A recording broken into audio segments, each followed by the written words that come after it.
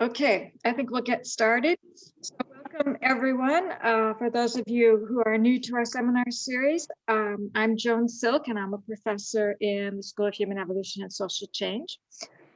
Our speaker today is Hannah Haynie. She's an assistant professor in linguistics at the University of Colorado at Boulder. Professor Haynie got her PhD at Berkeley and she did postdocs at Yale and Colorado State University. She's been interested in the origins of linguistic diversity, but today she's going to talk about something a little different, which is patterns of land ownership. And I think that it's really nice to have her here. Her research is sort of very compatible with our worldview. It's very interdisciplinary, using methods from linguistics, ecology, evolutionary biology, geography, and so on. So Hannah, take it away. I'm really glad you're here. Thank you. Thank you for that kind introduction and for the kind invitation to be here. I'm delighted to be able to talk with you guys today and share some of my ideas and get potentially some of your ideas in response to what I present to you. I'm going to go ahead and share my screen now so that you can see my slides.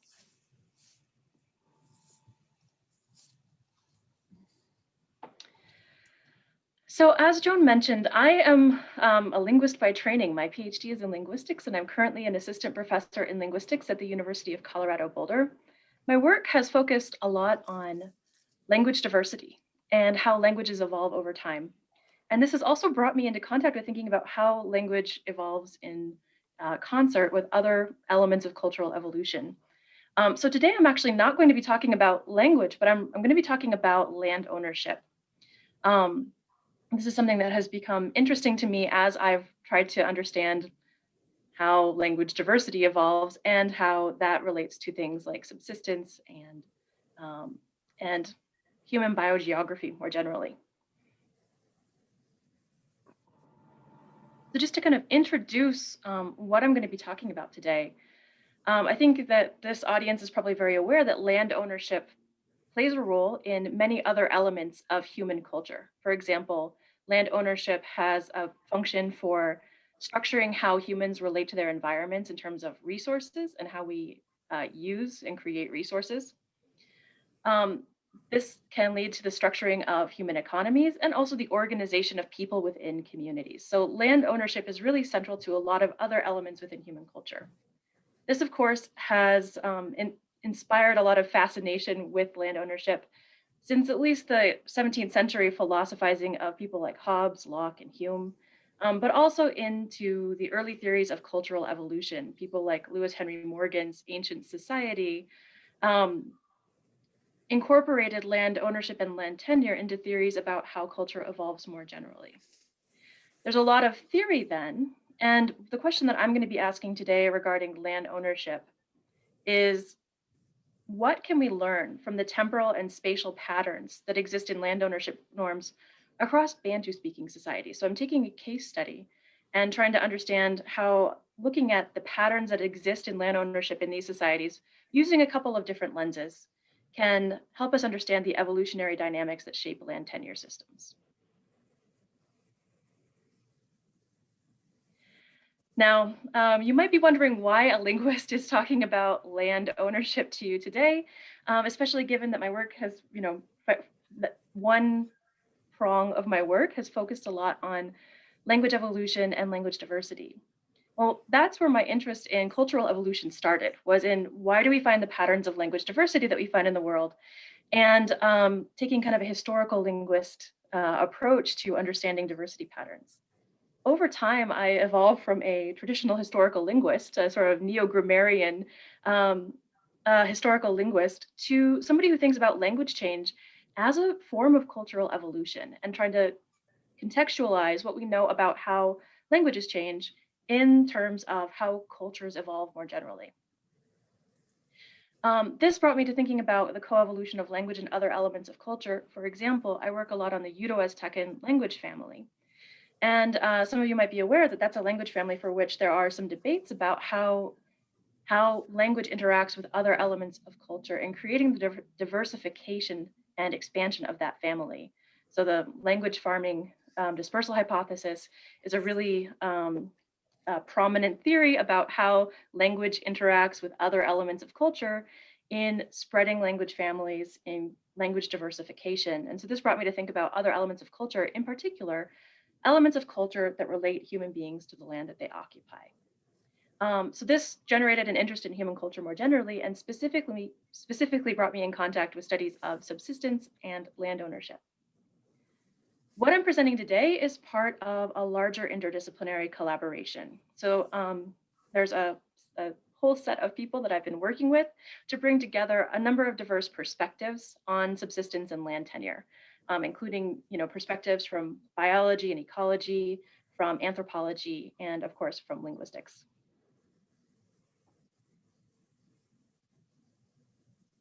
So the focus today is land tenure, and I'm going to define land tenure here as a set of society-level norms that govern human relationships with land.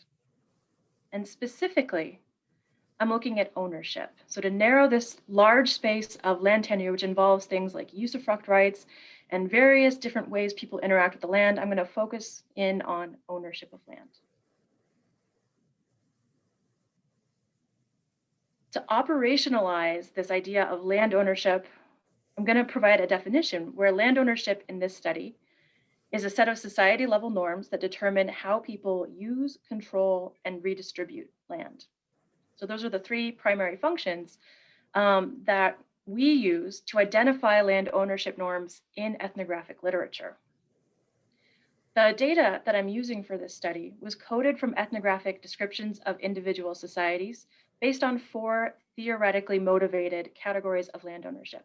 So this follows a recent study by Jeff Kushnick, Fiona Jordan, and Russell Gray on land ownership in Austronesian societies. The 4 theoretically motivated categories of land ownership, excuse me, there's a typo on my slide. The 4 theoretically motivated categories of land ownership I'm looking at then are non-ownership, which is an absence of any permanent land ownership norms defined by those 3 characteristics. Group ownership is land holding by corporate entities that are comprised of both related and unrelated individuals. This often takes the shape of villages or communities owning land communally as a group. Kin ownership is land ownership by corporate entities that involve related individuals only. So this is land ownership by lineages or bilateral kindred or such entities. And finally, individual ownership in this study is private land ownership where the land is held and controlled and redistributed by individuals. So here, what I'm interested in understanding is what shape land ownership. And there's one possible explanation that's very prominent in the literature, and that's that descent from common ancestral groups creates land ownership patterns that evolve along predictable trajectories. So in early versions of this theory, this was tied up with sort of unified ideas or trajectories of cultural evolution. So the kind of late 19th century ideas about how human cultures evolve more generally involved a sequence of land ownership transitions that went from lower levels of exclusivity in ownership norms to higher levels of exclusivity, essentially predicting a trajectory from non-ownership to group ownership to kin ownership to individual ownership, where the ownership rights became more exclusive as a particular culture evolved along this trajectory that also involves other cultural traits. More recently, those early theories now have been reconsidered considerably in the intervening years, and more recently, although there have been other questions about how useful those early ideas of this sort of unified trajectory are, there's been more recent work that has also proposed that there are sequential steps that are involved in the trajectory along which land ownership evolves.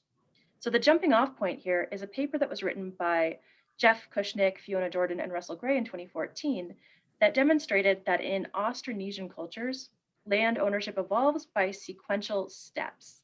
There's a sequence of transitions that seems to create the pathway along which land ownership evolves, but it doesn't necessarily involve increasing levels of exclusivity of ownership.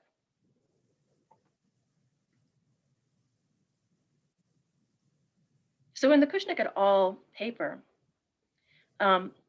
their ultimate finding was that the best supported trajectory or model of land ownership evolution in the Austronesian language family was one that involved transitions from non-ownership to individual ownership, group ownership, and then kin ownership. But this pathway wasn't unidirectional as the early, the kind of 19th century ideas about land ownership evolution were. This particular trajectory allows transitions in both directions along this particular pathway. So taking this as a jumping off point, we took up the question that's asked directly by Kushnick et al. In 2014. Is the sequential trajectory of Austronesian land tenure evolution that they found generalizable to other ethnolinguistic groups? We wanted to ask, do we find support for this alternative trajectory that they have found in Austronesian when we look at other regions? And is this sort of sequential nature of shifts in land ownership something that we find elsewhere in the world? One of the reasons that this is appealing to me as somebody who comes from this background in linguistics is that the method that was employed by Kushnick et al. Is familiar to something that I'm used to using to investigate how elements of culture evolve. For example, I've used the same sort of method of modeling trajectories for evolution of cultural traits to look at how linguistic systems evolve, things like color term systems and systems of morphosyntactic traits that determine how humans use grammar. So here, this was appealing because we could use phylogenetic comparative methods to infer trait evolution on a phylogenetic tree sample to try to better understand how land ownership has evolved elsewhere in the world. We selected Bantu as the case study in which we would try to test these ideas from Kushnick et al. And there are a number of reasons that Bantu-speaking societies became the case study here. The first is that these are that there's a lot of study that's been done on Bantu and Bantoid speaking societies, including ethnographic descriptions that often discuss customary land ownership in enough detail to actually confidently code the sorts of land ownership norms that exist in these societies. We also found, after looking at an initial sample of data, that there's highly diverse land ownership norms across Bantu-speaking societies, whereas there's less diversity in some language families. Bantu seems to have quite a diverse set of land ownership norms that occur across the family. Groleman et al. Published a reference phylogeny of Bantu languages, including some Bantoid societies, Bantoid language speaking societies as well, in 2015, which provides us a reference phylogeny, a set of trees that we can use to conduct this sort of analysis. And finally, the dPlace database of languages, cultures, and environment allows us to extract environmental data as well as society-level cultural data that can augment the study. So Bantu seemed like an obvious place to jump in and test these ideas from Austronesian.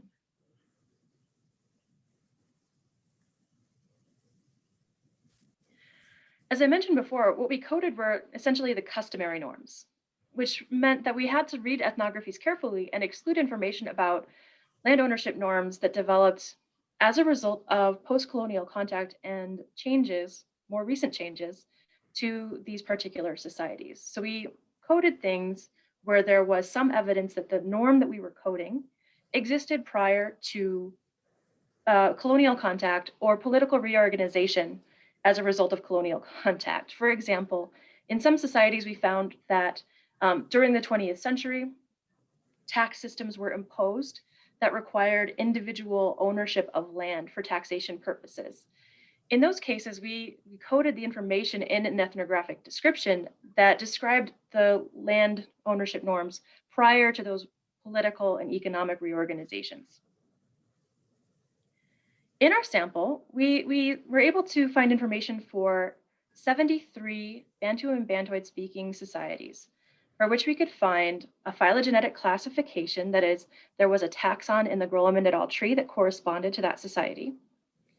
for which there was ethnographic atlas data. This is what we use to capture other society level cultural variables, where there was sufficient environmental information, and where we could find enough ethnographic description of land ownership data to actually code these norms confidently. Across the sample, we found 53 societies that had essentially one land ownership norm, where there was one essential pattern of how land is held, whether that's not at all, or by groups, kin, or individuals. About a quarter of the societies, so about 20 of these 73 societies, have more than one land ownership norm. So in these cases, we had to simplify our data to make it compatible with our approach to this. In this case, we used Kushnick et al.'s procedure for selecting a main ownership norm. So where there were 2 or more land ownership norms, these typically applied to different categories of land or different segments of society. And in the cases where we found multiple land ownership norms, we considered the main land ownership norm to be the norm that applied to the greatest segment of society, the greatest proportion of the population of that society. Now, this is an imperfect way of characterizing things, but given that in most of these societies, we had just 2 of these 20 societies with multiple land ownership norms, there were essentially just 2 land ownership norms, and there were typically very clear patterns regarding which of these ownership norms was available to the greatest proportion of the population. So we found it pretty clear to code the main land ownership norm in these 20 cases where there were multiple norms existing in the society. As you can see from the map, there's quite a lot of diversity in which of these land ownership norms existed in particular societies in the sample. The kind of breakdown is we found 21 societies with non-ownership, 21 with group ownership, 18 with kin, and 13 with individual ownership. So there's a relatively balanced, surprisingly, I think, balanced sample of ownership norms across the set of 73 societies. So to answer this question of how land ownership norms change over time and whether there are fixed trajectories of land ownership evolution or whether any single norm can replace any other norm at any point in time, we identified some proposals from prior literature. Now, there were several ways people have characterized the evolution of land tenure norms in the past. Obviously, the early work on cultural evolution that kind of proposed a unified theory of how cultures evolve proposed what I'm going to call a rectilinear model. That is a model that includes a particular sequence of transitions, a linear sequence of transitions that goes only in one direction. I'm going to call that kind of a pattern rectilinear. And this rectilinear model begins in the kind of Morgan or de Lavalier work as a phase of culture that's characterized by a nomadic cultural type and no land ownership. From there, things progress to a pastoralist phase in which land can be owned, but it's typically owned and protected and used on a group level, so involving both related and unrelated individuals. After this come agriculturalist phases, the first of which involves patrilineal kin groups holding land, and in the second, land is held by individual farmers. So these early theories of cultural evolution give us a very simple trajectory where ownership norms move in a single direction along a single linear pathway. Over time, these theories have fallen out of favor, and there have been a lot of challenges to this idea of a single pathway, not only for cultural evolution in general, but also specifically for the evolution of land ownership norms. So there have been proposals that the shifts that are involved in the evolution of land tenure norms have to be more flexible based on the various costs and benefits that apply to land ownership under different conditions, like other cultural traits and like other environmental conditions. This Kushnick et al. Work, this most recent work, has proposed that there might be an alternative trajectory in which these changes can operate in both directions. That is, there's not a single trajectory that moves in a single direction, and also that there's not a trajectory of increasing exclusivity of ownership. We don't constantly pare down the sets of people who own land from nobody to groups to kin groups to individuals. Rather, when land ownership develops out of non-ownership, it involves a change from non-ownership to individual ownership. So the Cushnick et al. Trajectory breaks with these earlier ideas in a very specific way, proposing that individual ownership is the type of ownership that tends to occur when ownership develops out of non-ownership, and from there, group and then kin ownership are the next stages in the sequence proposed by this trajectory.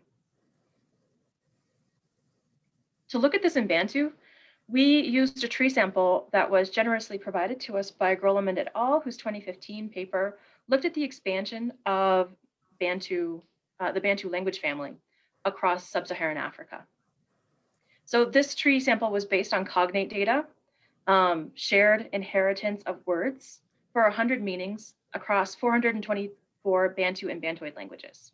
So obviously this is a massive tree, and we're looking at just 73 taxa from that tree. So we pruned the Groleman et al. Tree to our 73 taxa and used the entire 2000 tree sample that was included in the Groleman et al. Posterior tree sample.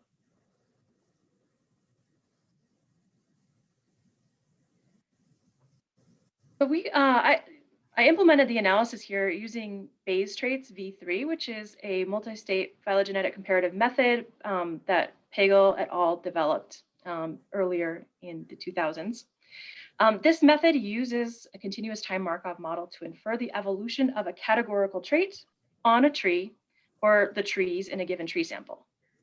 So essentially, to model different trajectories of land ownership evolution, we can use the transition rate parameters in these models to express the probabilities of change from any one state to any other state of interest. To create a model that reflects one of these theories, then we can set one of the rates, the transition rate parameters, to 0 to essentially rule out the possibility of a particular change happening under a given model. We did this for 13 different models following Cushnick et al. 2014. So here, essentially, we analyzed the possibility that all different transitions were possible, or that only certain subsets of transitions were possible based on theories. So you'll see that in this diagram here, the left column shows what I'm calling rectilinear models. That is, models that move only in one direction, where there's some subset of changes are allowed, but changes can't go back and forth. And then in the top 2 rows in the second column, we have unilinear models, the models that have a single trajectory, but allow changes in both directions along that trajectory. So these are still kind of linear, but they allow changes in both directions. Finally, following Cushnick et al., we investigated a relaxed unilinear model, a model that allows not only changes along a single linear pathway in both directions, but also a couple of different options for changes that involve, for example, in the exclusivity gain model, a change from kin ownership to non-ownership and individual ownership to group ownership. We also looked at other alternatives that diverge a little bit more from those original trajectories, those original linear trajectories. For example, some of these models propose different things that reflect some of the ideas in the literature without committing to the full rectilinear model of kind of early ideas about the evolution of land ownership. For example, we included a model where there can't be any loss of ownership. You can't revert to non-ownership if you have ownership, but all other transitions are allowed. We also included a model called loss for change, which essentially says that any particular land ownership type can develop out of non-ownership. But if you have ownership and you want to change to a different norm of ownership, you have to go back to non-ownership first. So there are a number of different theories that we tested here using these rate parameters to include or exclude particular types of change from one state to another state, from one norm to another norm. We used maximum likelihood analysis on a 2000 tree posterior sample based on that Groleman et al. Phylogeny. And we calculated likelihood scores for each model on each tree, which we were able to use to calculate AIC values. This allows us to compare essentially the best models in this set of 13 models. So we can compare AIC values then to select the best models, or the models that are best supported by the data we have on the reference tree that we have. Our results then, if we look at the AIC values that are calculated across these 2,000 tree posterior samples, we find that some models are very well supported and some are not as well supported. So the best model in this particular analysis was surprisingly the same as the model that was the best fit for Austronesian land ownership in the Kushnick et al. 2014 paper. So here we found good support for a model that involves a linear pathway between non-ownership, individual ownership, group ownership, and kin ownership, where changes proceed sequentially between norms along that linear pathway, but they can go in both directions. We also found some amount of support for a unilinear model that follows the original early cultural evolution pathway. The 19th century idea that non-ownership moves to group ownership, to kin ownership, and individual ownership. The difference here being that this unilinear model, rather than a rectilinear model, allows changes in both directions. So this is another sequential model where there's a trajectory along which these changes occur, but the changes can occur in both directions. Finally, we found similar support for the loss for change model, the model in which any society can have any particular land ownership norm, but to change their norm of land ownership, they must go back to non-ownership first. So these three models found some level of support in this data. One of the questions then is, there's not a clear winner. There's not one model that clearly fits the best with this data. We can't necessarily say, although the unilinear alternative model that fits with the Kushnick et al. Austronesian trajectory is the best supported by this data set, we can't rule out this other unilinear model that fits better with this gain of exclusivity as the trajectory of land ownership change. And we also can't rule out this loss for change model. So we have a number of candidates that we're looking at here.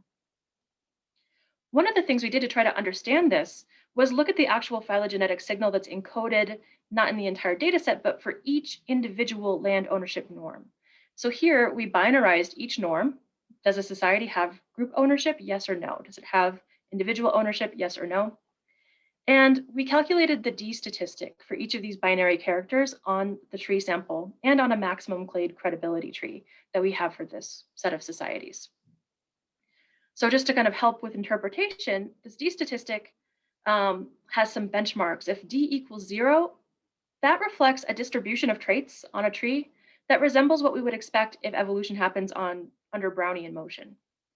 If D is equal to 1, that reflects a distribution that's consistent with what we'd expect under just sort of a random distribution, random conditions. When D is less than 0, so a negative D value indicates more clumping of traits than we would expect under Brownian motion, and a D value of greater than 1 represents essentially over dispersion. So more dispersion of that trait than we would expect by chance. Here we find that when we,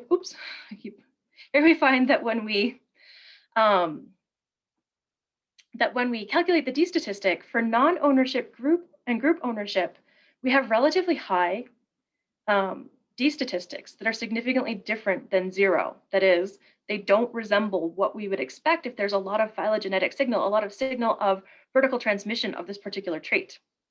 For individual ownership, we find over dispersion. This seems somewhat random, or even greater, more dispersed than we would expect randomly. But for kin ownership, we find significant and moderately strong evidence for vertical transmission. So what we're finding is that there's some unevenness in the phylogenetic signal in land ownership, and really where the phylogenetic signal is found is mostly with kin ownership. So this took us back to the drawing board in a way. So we have to consider other possible explanations for what shapes land ownership if it's not clearly and strongly showing phylogenetic signal, if it's difficult to do things like reconstruct ancestral states, and if we're finding that there are multiple possible evolutionary theories that are compatible with our phylogenetic analysis. So we've considered how descent from common ancestral groups might, and these sort of evolutionary trajectories might predict land ownership patterns. But we can also consider the dynamics of cross-cultural contact. So we know that this particular type of trait may not only be shaped by vertical transmission, but it might also be shaped by horizontal transmission or things like competition between groups. We also considered the possibility that this trait evolves with other traits, namely agriculture and agricultural intensification. There's quite a bit of literature that links land tenure and land ownership to agricultural practices. So we have no a priori reason to believe that any one of these particular mechanisms dominated in Bantu and Bantoid speaking societies.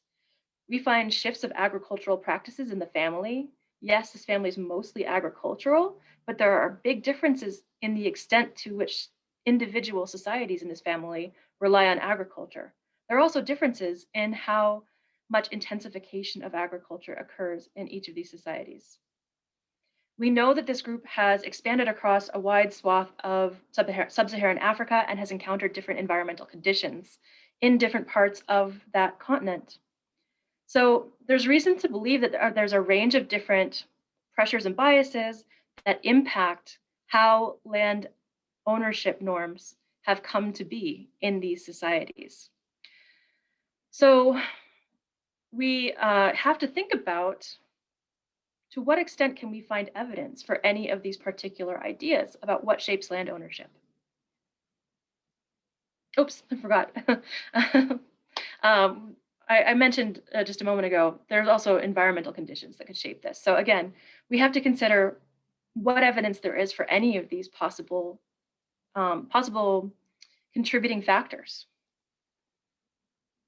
To do this, we supplemented what we'd done using our phylogenetic analysis with a more macroecological analysis of land ownership. So here, recognizing that both vertical and horizontal transmission might play a role, but there are also other factors that might impact this.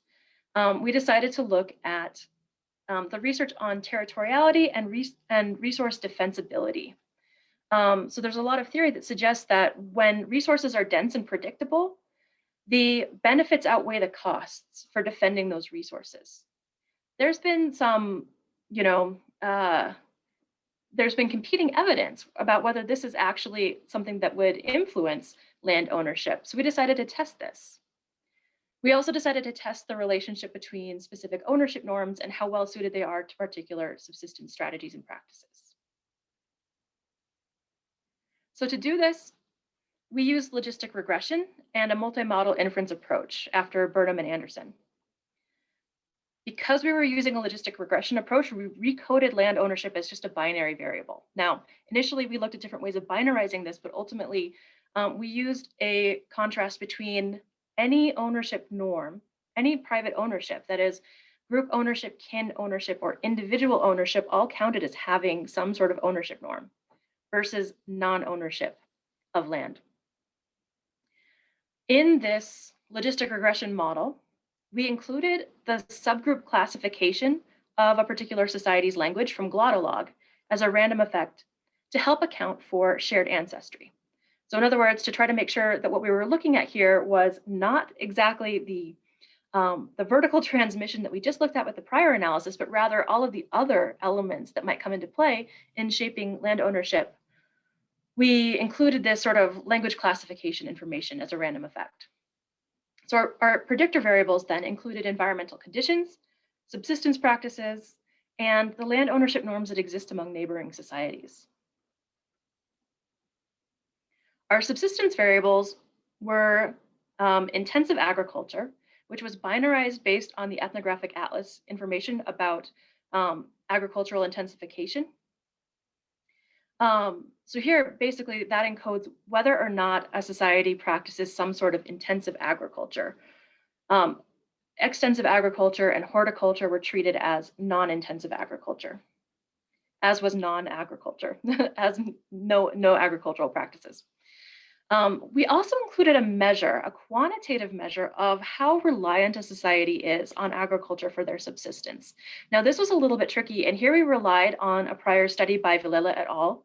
That took the ethnographic atlas information about different subsistence practices and how much a society relies on those practices, and used a principal component analysis approach to try to infer some basic components of subsistence from that data. But this is complicated because the ethnographic atlas expresses subsistence in terms of bins. So ethnographic atlas data expresses a society's reliance on fishing, for example, in bins that represent ranges of percentages. So Villela et al., they simulated sets of values within those bin ranges that added up to 100, and then use this information. They've made many simulations per society and use that information to create quantitative assessments of reliance on various forms of subsistence, and then used a principal component analysis to extract the primary dimensions of variability within these subsistence practices using that data. The first component that they identified essentially communicates a society's propensity for farming. So here, higher values of this variable from Villela et al. Indicate that compared to kind of the global range of subsistence practices, that a higher value indicates that a society is more heavily reliant on agriculture. And a lower value indicates that a society is less reliant on agriculture. That's what's represented in the figure here. This is from Villela et al. 2020, and it shows sort of this range of reliance on agriculture values across the world.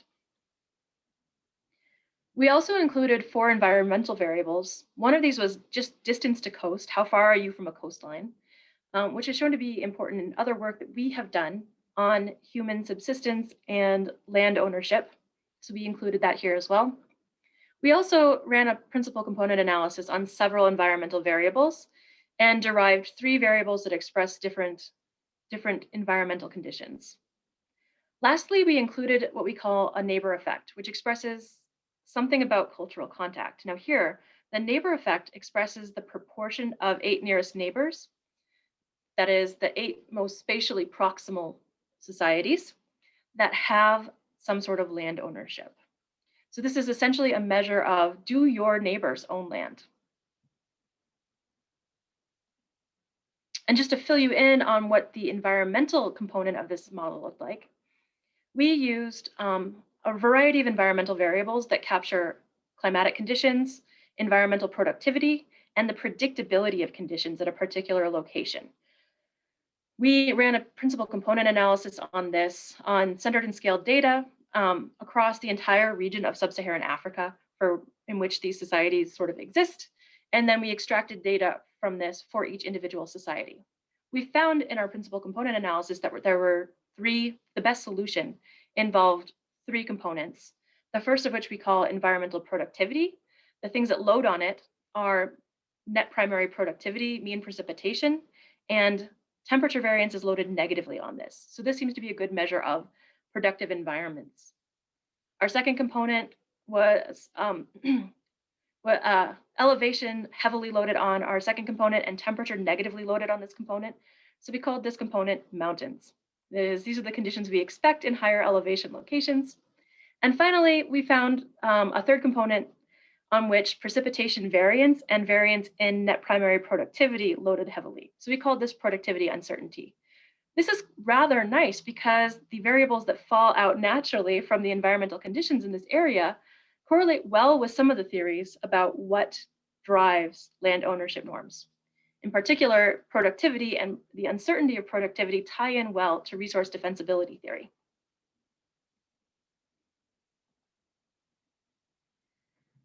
So when we ran this logistic regression model with language subgroup as a random effect with these set of predictors that I've just described.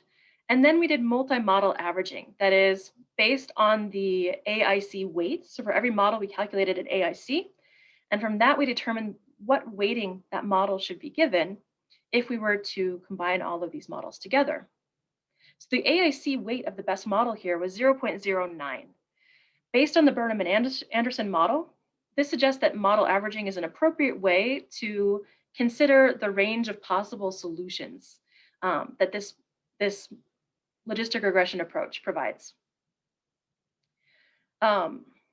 So when we do this, we had a reasonably good fit for predicting our land ownership variable. Our marginal R squared was 0.59 and our conditional R squared was 0.61. Notice that those are pretty close together, which suggests that our language family subgroup random effect isn't really doing much work in this model. The language family subgroups aren't helping us very much to predict what sort of land ownership norms we will find. Now that makes sense given what we found in terms of phylogenetic signal on a larger phylogenetic tree sample. The most important variable across all of these models then, when we do model averaging and we calculate an averaged beta coefficient for individual variables and also calculate the relative importance of a variable in this average model, we find that neighbor effect is a really important variable here. So this is that proportion of neighboring societies that have land ownership. This occurs in every single model that had a delta AIC less than 2. So all of the best models of land ownership involve a neighbor effect. We also find some evidence that land ownership is more likely to occur where resource productivity is predictable. So again, productivity uncertainty, which is the second variable in this table below intercept, we found that this also occurs in most of the models with a delta AIC less than 2, and it's associated with a negative coefficient in the average model. Now, a negative coefficient here for this variable suggests that there's an inverse relationship. So as you get less uncertainty in productivity, that is, productivity is more predictable, you're more likely to find land ownership. All of the other environmental variables that we included here contribute less to this model, suggesting that they don't play as significant a role in land ownership practices.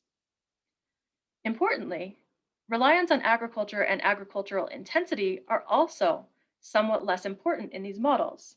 They have relatively small effect sizes and relatively low importance in the model averaging. And this is kind of a surprising finding. We considered that this redundant characterization of agriculture as both a level of reliance on agriculture at all and the presence or absence of intensified forms of agriculture, that redundancy might interfere with what we're finding in terms of agriculture. So we investigated variance inflation factors for the entire model, and we found the variance inflation factor across all variables was less than 2. Reliance on agriculture and agriculture themselves both had really relatively low variance inflation factors, 1.53 and 1.36. We also, ran some alternative models and didn't find that the effect of agriculture is greater when we change the characterization of agriculture. So essentially, we're finding that the cultivation of crops and the protection of territory through land ownership isn't nearly as important as we would have believed based on the prior literature. So just to conclude what we've found here, we found support for multiple possible evolutionary pathways that are consistent with the distribution of land ownership norms that we find throughout Bantu and Bantoid speaking societies. This lack of resolution is a little bit frustrating, but we think that it stems in part from the sorts of other effects we're finding, and in particular, the impacts of neighboring societies on a particular society's choice of land ownership norms. So it's intriguing that we find some evidence for this same pathway that Kushnick et al. Found in Austronesian, this alternative to the trajectory that involves the gain of exclusivity in ownership. But ultimately, we think that there are other factors that are more important for predicting land ownership in this set of societies.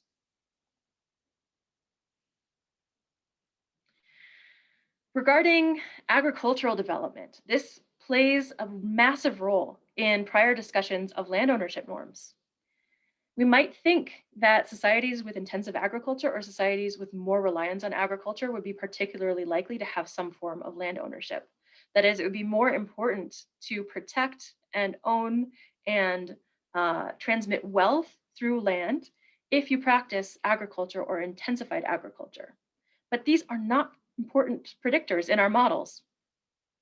This contradicts a lot of ideas, including some of those early unilinear evolution theories. We did a lot of investigation of individual societies to try to figure out what specific phenomena were contributing to the results we found. One thing to note is that there are only two groups included in our sample that have no reliance on agriculture. So the subsistence patterns of the 73 societies in the sample are highly variable. Not all of them, most of them have some form of agriculture, but many of them rely only minimally on that agriculture. So there's a range of levels of reliance on agriculture. Only two groups are described as not having any reliance on agriculture. This limits the extent to which we can extend what we found here to generalizations that might apply to foraging or pastoralist groups. So there's an obvious limitation here regarding how generalizable what we found is. And it's possible to resolve this by looking at regions like Australia, where there is no indigenous agriculture, or North America, where agriculture is minimal and exists in particular areas, but not in others. Those sorts of comparisons might help us to triangulate and figure out what happens when we consider a broader range of subsistence strategies. But overall, given the range of subsistence that we do find in these Bantu and Bantoid societies, our results suggest that agriculture is playing a far less important role in the determination of land ownership norms than we might have expected. Now, some of this is kind of surprising. We looked at the individual societies that have intensive agriculture, but do not have any sort of land ownership norm for the majority of their people. In a couple of cases, Lozi, Nyoro, and Soga in particular, there is some sort of elite norm of ownership where a single king or chief has some ownership rights. And individuals, the majority of society has only usufruct rights that are granted on a temporary basis. So here there's sort of the complexities of land tenure in general. The fact that these sort of majority norms that apply to the greatest segment of a society may not be fully representative of all of the facts of how ownership is structured in a particular society. So there's a limitation there, but I think it's important to note that this is a small subset within our sample. Only 3 of the societies here seem to show this pattern. And we still find really limited support for this relationship between agriculture as a primary driver of land ownership. One of the other conclusions that we drew relates to resource defensibility. So early tests of resource defensibility theory, this idea that the density and predictability of resources might impact how likely people are to defend them, including by things like land ownership. Early tests gave mixed results. It's not really clear how well supported this theory is across sort of global samples of societies. More recently, there have been global scale analyses that have also reached contradictory conclusions. For example, really recent work like Ember et al. And Kavanagh et al. From last year found good support for this resource defensibility theory, and in particular, resource defensibility as a way of relating agriculture and land ownership norms. Freeman and Andrews, however, don't find support for this idea that that resource density and predictability is closely tied to defensibility. Now, Freeman and Andrews were looking at hunter-gatherer societies, so there might be some differences here in terms of sampling and what these particular scholars are finding. We find pretty conclusively that uncertain productivity is negatively associated with land ownership. So in other words, land ownership is more likely to be used in our sample here in this case study in locations where environmental productivity is predictable. this echoes prior research that suggests that predictability of resources is one of the ways in which societies determine the economic viability of resource defense. So we think that private ownership of land might facilitate the defense of natural resources where resources justify taking this sort of measure. And finally, the most important predictor in our averaged model of kind of macroecological patterns here found that the neighbor effect, the proportion of societies that have land ownership, is the most important predictor of whether an individual society will have some norm of land ownership. This suggests that societies adopt land ownership norms from neighboring groups through horizontal transmission, or that there are other mechanisms, for example, competition between groups where resources are scarce. So I want to point out that when we did some kind of investigation of ethnographic literature, anecdotally, where we're finding that there are groups that have land ownership but do not have intensive agriculture, these often occur in areas where ethnographic descriptions note that productive land is scarce. So there seems to be some evidence when we go back to the literature for this idea that competition could be part of the story here in understanding why neighbors impact a society's choice of land ownership norms. So it might not just be a matter of adopting ownership norms based on observing them in neighbors. So to wrap up, I want to extract from this and kind of take this back to some more general ideas about how to approach these sorts of problems. I think about this as a linguist. I think about language and culture, and this sort of work, especially the phylogenetic analysis that I've shown here, brings together linguistic phylogenies and society-level cultural trait data. I think this is a fruitful avenue. I think this is a useful method, but it gets me thinking about what is captured by these different sorts of data. Linguistic phylogenies are designed to capture signals of inheritance. Linguists see to it that that's what these trees capture. They capture vertical transmission, cognates. They show shared inheritance, but linguists also take great care to trace shared innovations through sound change in diagnosing cognates. So we find really strong signals of vertical transmission in linguistic phylogenies. When we use these linguistic reference trees to investigate cultural evolution, I think it's really important to stay aware of the ways in which cultural traits and their evolution more generally might differ from the very specific sort of linguistic material that underlies these linguistic phylogenies. Some of the work that's pioneered this idea of examining cultural trait evolution on linguistic reference trees has been done on the Austronesian language family. And it makes good sense. There's a good reference tree for Austronesian. There's a ton of fascinating diversity within Austronesian. So there's a lot to discover there. But what we've found in Bantu, in trying to test whether some of these patterns regarding evolutionary trajectories that were identified in Austronesian hold elsewhere in the world, makes me wonder whether the features that make Austronesian such a good laboratory for examining cultural evolution on linguistic reference trees are unique to that particular region of the world.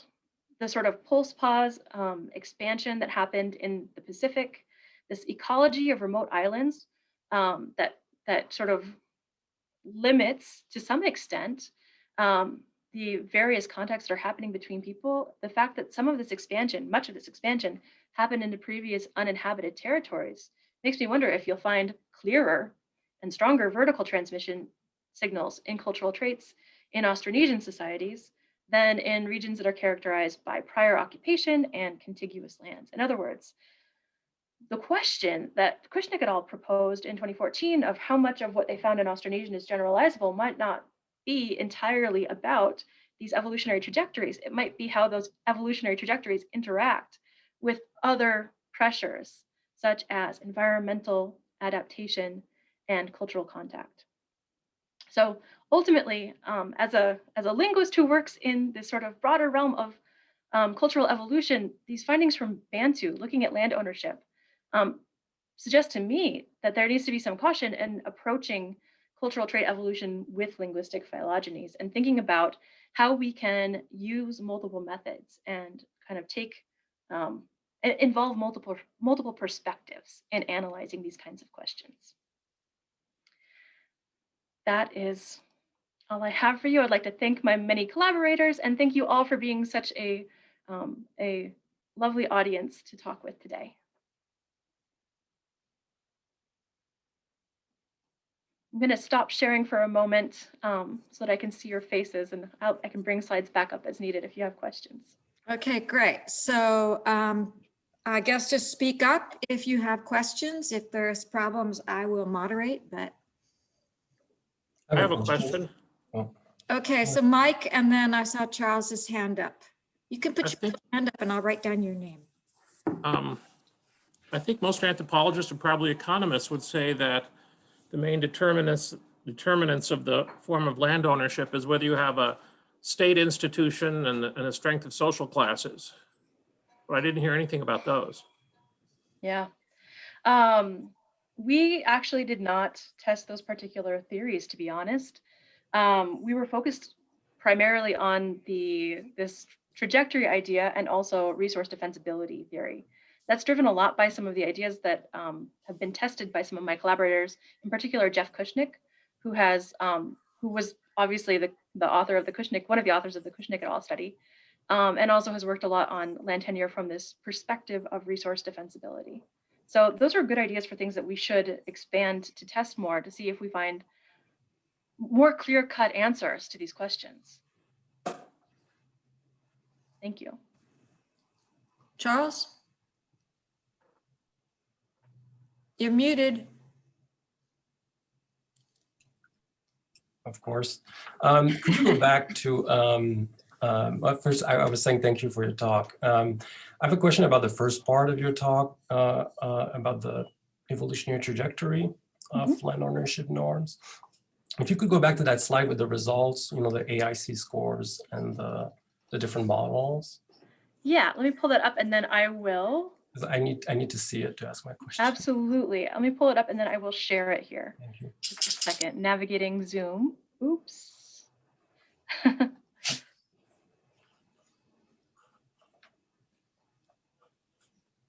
Okay. There we go. All right. Okay, so if you look at the three best fitting models, especially the rectilinear one. So it seems to me that if you look at the rectilinear one and you imagine this is how the world is, if these transition from N to G and from G to K and K to I happens fast relative to the kind of temporal resolution of your data, then what is rectilinear may look like your corporate model, right? Or the I don't know which one other, or the gain from none. Yeah, right? that's a good point. So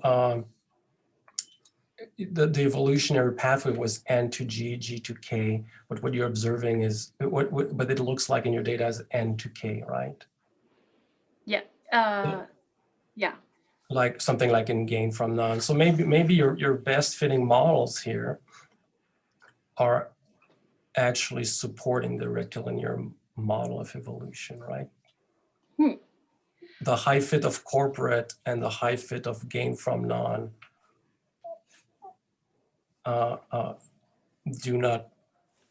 may not count against the rectilinear model. I think that the figure here, I haven't included captions, so they might not be perfectly clear.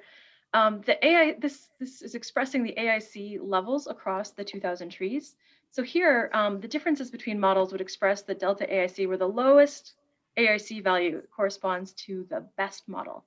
Oh, and I see. The highest AIC value. So the gain from none was actually The worst, yeah. the worst model here, okay. Significantly worse. Okay. Yeah. So the ones that really come out on top then are this unilinear model, which I don't know if, can you guys see my mouse? Which is this center, the second row in the center, and then also the alternative unilinear model. So these two models here are the two of the best models, and then the loss for change model, which happens to be directly below those in this set of model diagrams, is also one of the well-supported models here. So I would be surprised if these particular models turned out to be the best if we were ultimately finding support for the rectilinear exclusivity gain model. Yeah, of course. Yep. Thank you. Yeah. Thank you. So I had a question. I'm curious about the coding of land ownership earlier on in your talk. So agro-pastoralists, I would think, kind of communally might hold pastoral lands, but privately own agricultural lands. And so when you had the single land ownership, coding for an agro-pastoralist group, did you know whether you were coding the agricultural land ownership patterns or? Great question. Yeah, that's an absolutely wonderful question. So to a large extent, it depended on the balance of subsistence practices in the individual society. So for a society that practices some horticulture and grows some crops but in a very small scale way, but also has a massive pastoral component to their subsistence, we tended to code whatever norm applied to the pastoral lands. If the alternative was true, if it was a society that mostly subsists on agricultural products and has some small scale, animal husbandry, then we coded the norm that was associated with the agricultural lands. This tended to most of the time work out that the agricultural lands were the lands that were prioritized for coding more often than not. But do you think that could explain the lack of relationship you're finding between agriculture and ownership? I would think that would predispose us to find the relationship between agricultural intensification or reliance and ownership if it were there, given that we more often found that the lands that seem to be more important to the society's subsistence pattern were the ones that were associated with agriculture. So I would think that wouldn't obscure any relationship between agriculture and land ownership, but it's entirely possible that there's something in these multiple norm situations that we're missing, that we've oversimplified. Thanks. Rob? There we go. You find this very strong neighbor effect, but you don't find any very strong correlations with productivity or other environmental variables. A little bit with variability, I guess, right? Because that's what you're using as a proxy for defensibility. That's right. Well, as much as I like cultural transmission, in the longer run, the fact that your neighbors do it can't be the ultimate cause, right? There has to be something that's going on. I mean, I guess it just could be random mixing and diffusion, but so do you see any geographical patterns? So I know in Africa, there's this matrilineal belt in the sort of south central part of Africa. Now, of course, you're not splitting matrilineal and patrilineal, but very strong ecological, geographical clustering that doesn't cluster that well on linguistics, if I remember right. But so that's right. Yeah. I'm going to pull up the slide that shows the geographic distribution of land ownership norms, because I think that might be useful right now. Let me just get the screen share. Can you see that the correct slide? I can. Okay. So here we did find that there were some norms that were not found as far south. So there's some Kin ownership, for example, seems to be more common in the farther north extent of this region. But in general, we didn't find any strong geographic patterns that we thought were explanatory. And we also didn't find any residual autocorrelation, spatial autocorrelation in our analysis. Yeah.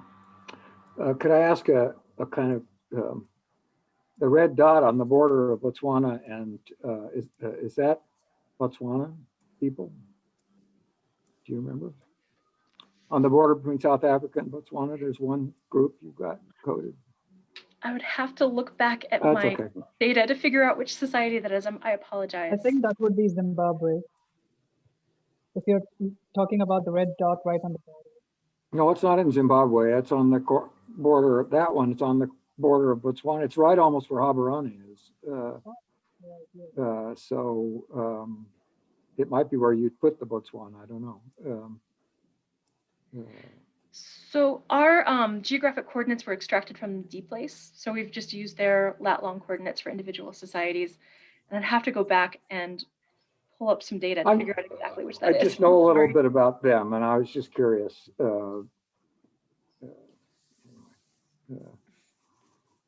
Well, that's interesting. You'd think, I'll say one more thing, then I'll shut up. I mean, I agree completely about your cautions about Australasia as being a really weird place. And I mean, along with the things you mentioned, a lot of those islands, people went back to hunting and gathering for a generation or two on first settlement. But so you have this quite, high, fast timescale environmental change going on. But you would think if there was another group that would fit the phylogenetic assumptions, well, it would be Bantu, right? Because it's a recent rapid expansion. Depending on who you believe, they had a big economic, technological advantage over the people they were pushing out of the way. And you don't find, so what are the D values in the Austronesian samples? That is a good question. I have to pull up the Cushnick et al. Paper to find those. I think they were a little bit higher than, a little bit lower. Now I'm kind of forgetting. I think they also found that there was only phylogenetic signal in some particular types of land ownership. They didn't find consistent high signal across all of them, but I think for the norms that they did find signal for, their signal was a little bit stronger. They had slightly lower D values for the ones that did show phylogenetic signal, but I'd have to look at the paper to pull up their numbers. But the things that you propose about Bantu are exactly why we use this as our case study. This is, we thought, the next best place to look. Yeah. And I'm frankly surprised by some of what we found. That's good, right? Yeah. Any other questions? I can't see everybody all the time, so speak up. I'm going to stop share again so that I Okay, can. there you go. Any other questions, folks?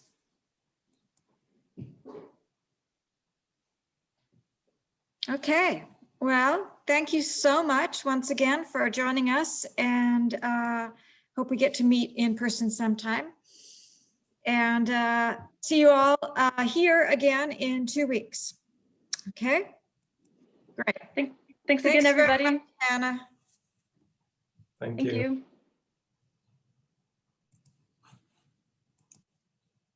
Take care. Okay.